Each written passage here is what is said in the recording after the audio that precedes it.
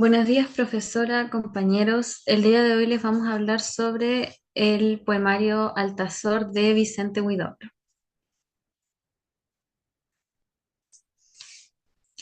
¿Quién fue Vicente Huidobro? Fue un hombre destacado, poeta y escritor chileno, considerado uno de los principales exponentes de las vanguardias literarias del mundo hispano. Huidobro provenía de la familia aristócrata chilena y la obra que vamos a analizar el día de hoy tuvo un gran impacto, una gran influencia en la poesía hispana y en la literatura en general, ya que es considerada un hito de la poesía. Fue el fundador y máximo exponente del movimiento poético vanguardista conocido como creacionismo.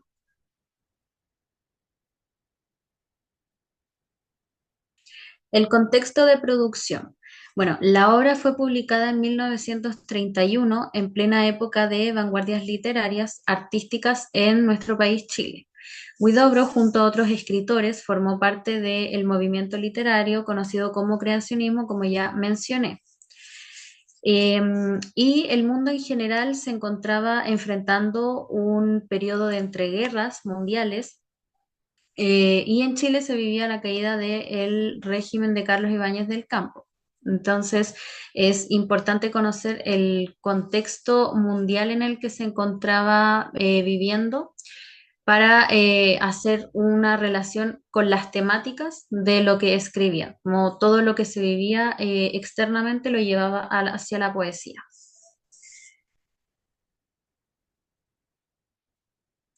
Y de esto voy a hablar ahora, las temáticas que aborda el autor en el libro. La desolación, como ya mencioné, tras la Primera Guerra Mundial, el periodo entre guerras. Huidobro escribió, soy yo el que estoy hablando en este año de 1919. Es el invierno. Ya la Europa enterró todos sus muertos y un millar de lágrimas hacen una sola cruz de nieve. Otra temática es el nihilismo y el existencialismo filosófico. Y el siguiente fragmento que aparece ahí en pantalla es donde encontramos que se ve representada dicha temática. También el amor como sostén metafísico, la desestructuración progresiva del lenguaje y la exploración formal propia de las vanguardias, específicamente el creacionismo. Esto se ve reflejado en lo siguiente. Los verdaderos poemas son incendios. La poesía se propaga por todas partes, iluminando sus consumiciones con estremecimientos de placer o de agonía. ¿Y qué analizaremos? Bueno, mis compañeros van a analizar el canto número 2 de este poemario y nuestra tesis estipula que no solo es un largo poema de amor, sino que también es un intento de voz lírica por aferrarse a una concepción metafísica que ordena el mundo, básicamente. Y esta concepción tiene sus bases en la mentalidad clásico medieval de la tradición occidental. Bueno, el fragmento del canto 2 que hemos seleccionado, porque el canto 2 es muy largo, es el que voy a leer a continuación. Mujer, el mundo está amueblado por tus ojos. Se hace más alto el cielo en tu presencia. La tierra se prolonga de rosa en rosa y el aire se prolonga de paloma en paloma. Al irte dejas una estrella en tu sitio, dejas caer tus luces como el barco que pasa, mientras te sigue mi canto embrujado como una serpiente fiel y melancólica, y tú vuelves la cabeza detrás de algún astro. ¿Qué combate se libra en el espacio? Esas lanzas de luz entre planetas, reflejo de armaduras despiadadas. ¿Qué estrella sanguinaria no quiere ceder el paso en donde estás triste, noctámbula, dadora de infinito, que pasea en el bosque de los sueños? Heme aquí perdido entre mares desiertos, solo como la pluma que se cae de un pájaro en la noche. Heme aquí en una torre de frío, abrigado del recuerdo de tus labios marítimos, del recuerdo de tus complacencias y de tu cabellera luminosa y desatada como los ríos de montaña. ¿Irías a ser ciega que Dios te dio esas manos? Te pregunto otra vez. Si tú murieras, las estrellas, a pesar de su lámpara encendida, perderían el camino. ¿Qué sería del universo? Bueno, En cuanto a los aspectos formales y semánticos, tenemos que tener en cuenta ciertas nociones que probablemente, según nuestra tesis, se encuentran implícitas dentro del mismo canto. Esto sería, primero que nada, la noción de un primer motor inmóvil. Este primer motor inmóvil en este caso sería la mujer que describe, que es descrita en el poema. El primer motor inmóvil es una concepción aristotélica equiparable a Dios, en el cual él mueve todo el universo en tanto que es un objeto amado y por lo tanto todas las cosas lo persiguen de cierta forma. La segunda es que estamos realizando una lectura anagógica. Este es un tipo de lectura postulada por Dante Alighieri. Es la cuarta de una serie de lecturas, la literal, la moral, la alegórica y finalmente la anagógica. Y la anagógica significa una elevación espiritual. Es buscar en el texto aquellos que nos hace trascender hacia una dimensión propiamente divina. Y finalmente tenemos la actualización en el poema de la concepción de el amor cortés, que era un tópico literario propio de la Edad Media, en el cual existía una relación de asimetría entre el trovador o la voz lírica y un objeto de deseo, usualmente una mujer investida de rasgos divinos. Esto lo podemos encontrar en los trovadores provenzales, en el Dolce Stil Novo italiano, del cual Dante pertenece, en el libro de Amore de Andreas Capellanus, y esto también tiene su base en la literatura clásica, en la filosofía clásica, y ahí están los textos medios de Platón, el Fedón, el Fedro y el Banquete. Las isotopías. Las isotopías se definen como esos rasgos dentro del poema que nos pueden señalar la temática. Son palabras que se reiteran y que son similares entre ellas. En cuanto a la primera estrofa del poema, que es la que vamos a analizar para el tema de la isotopía, se pueden distinguir muy claramente porque los sujetos de los versos representan un tipo que vendrían a ser la totalidad del mundo. En este caso, mundo, cielo, tierra, aire, son elementos físicos que nos hablan de un universo en el cual se desenvuelve el poema. Por el otro lado, los verbos que se presentan en el poema son todos sublimadores, o sea que nos empujan o empujan estos elementos mencionados anteriormente hacia algo superior. Está amueblado para hablar del orden que adquiere el mundo, se hace más alto, se prolonga, lo cual se repite dos veces en los últimos dos versos. Y finalmente el resto del predicado de los versos representan ese estado de sublimación o de perfección alcanzada. En este caso son tus ojos. Tenemos que tener en cuenta que en la tradición occidental el elemento de la visión era de los sentidos más deseados o el que se consideraba como el más perfecto. Tu presencia, debido a que la presencia de esta figura amada es divina, y la rosa y la paloma como el mejor elemento dentro de su propia categoría, la rosa dentro de las flores o el mundo vegetal y la paloma dentro de las aves o las que inspiran una mayor pureza. En cuanto a las figuras retóricas, hemos escogido dos y estas son la metáfora. En los siguientes versos, las estrellas, a pesar de su lámpara encendida, perderían el camino. Acá existe primero que nada una similitud entre las estrellas y el fulgor de esta lámpara encendida, pero esta lámpara encendida no es solamente la luz de las estrellas, sino que es también aquello que otorga orden al universo. Si nos ceñimos a la concepción de motor inmóvil, el motor inmóvil mueve las estrellas y los distintos campos celestes van moviendo el resto del mundo. Entonces esto sería una metáfora en ese lámpara encendida. Y lo segundo, la interrogación, o más conocido como pregunta retórica, es una pregunta que se hace sin buscar ser respondida realmente dentro del problema, sino que busca aportar belleza a la obra. Y este sería el ¿irías a ser ciega que Dios te dio esas manos? Explicar esto es básicamente que en reemplazo de la visión, la divinidad o Dios o lo que sea, le otorga una perfección en las manos tan increíbles a el objeto lírico en este caso.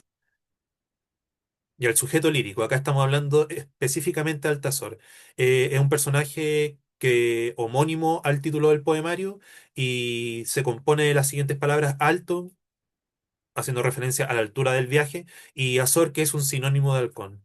Es un personaje que podríamos considerarlo mitad pájaro y que gracias a esta categorización aérea o aerodinámica nos puede dar una idea de lo que va a tratar el poema, que sería un viaje en paracaídas, como lo vemos en la cita siguiente. Soy Altazor, el gran poeta, sin caballo que coma alpiste, ni caliente su garganta con un claro de luna, sino con mi pequeños paracaídas como un quitasol sobre los planetas. En cuanto a las actitudes líricas, en este canto se presenta principalmente la actitud apostrófica, que es la que refiere a un objeto o a un tú. En este caso es obviamente una mujer amada vestida de características divinas, pero también existe la actitud carmínica que aparece cuando la voz lírica se detiene a reflexionar en torno al impacto que esta divinidad tiene sobre él mismo.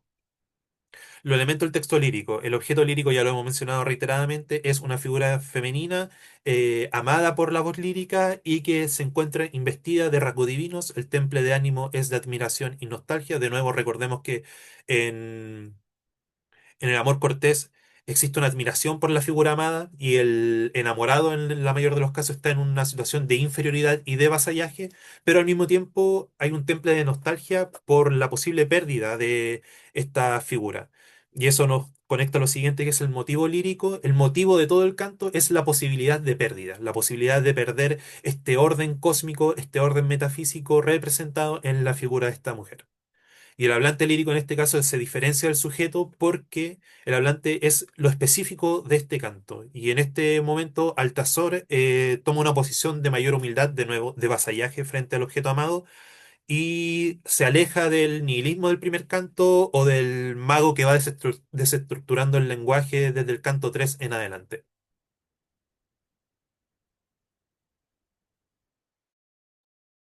Bueno, según como leyó mi compañero, vamos a presentar el canto número 2 y en el fragmento que analizamos encontramos que el elemento que más destaca es la fanopeya, debido a que el autor hace una gran utilización de imágenes en este canto como elementos producidos por el amor del cual se habla en el poema.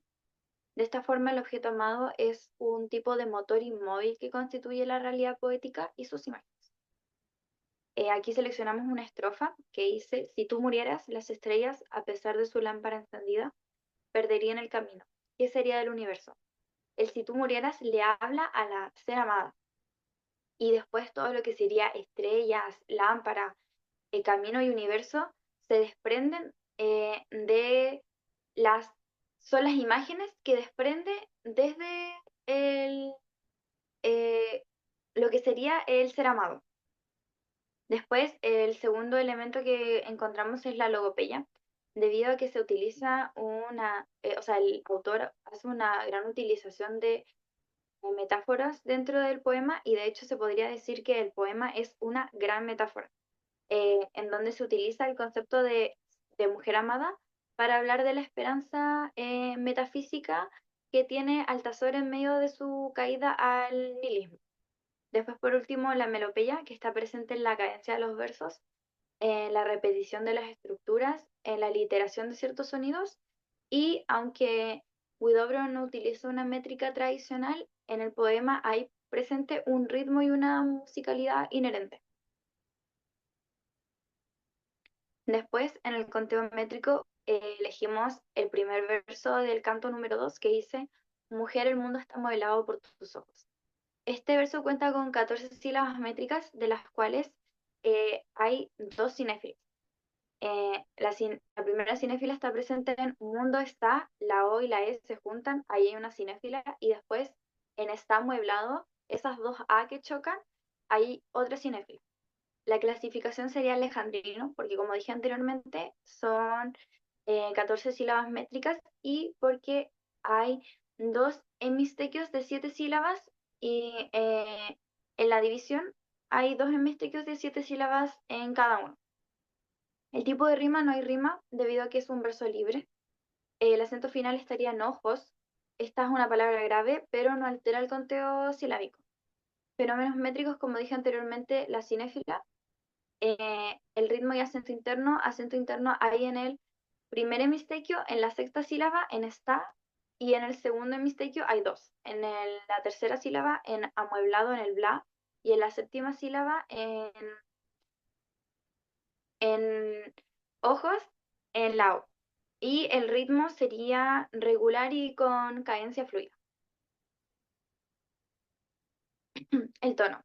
El tono es melancólico y reverente, pero también es intensamente afectivo, debido a que el hablante se posiciona con una actitud de asombro, eh, ante el ser femenino. La intensidad es emocionalmente elevada y sostenida, ya que las imágenes crecen en escala. Por ejemplo, del cuerpo femenino se pasa al cosmos. La cadencia es fluida y envolvente, con un ritmo que se acerca al canto o a la letanía. Por ejemplo, hay una gran repetición de imágenes, por ejemplo, cuando dice de rosa en rosa o de paloma en paloma, y esto produce un movimiento ondulante que imita la continuidad del deseo o la meditación. El modo es contemplativo y lírico, pero no desde lo anecdótico, sino desde lo abstracto. Se trata de una construcción simbólica de la mujer y del universo como espejo de su presencia. El timbre sería etéreo y profético porque parece más cercana a la voz de un visionario que la de un amante. Y la altura sería alta, en un plano casi místico o religioso. Y para finalizar, el ritmo no es fijo ni métrico, es libre. Pero como dije anteriormente, hay una marca frecuente de imágenes eh, que son muy recurrentes y se siente cuando uno lee el poema como una respiración larga, con pausas mediativas, las oraciones en sí se alargan y la estructura es paralela a un flujo natural. La textura sería simbólica y musical, debido a que se construye con estas imágenes, que son imágenes sensoriales, como luz, estrella, barco, y estas mismas imágenes sensoriales tejen un espacio imaginario denso y atmosférico. En sí, las metáforas que utiliza en Widobro no buscan claridad, sino sugestión. Y muchas gracias por su atención. Este sería nuestro análisis de Altas.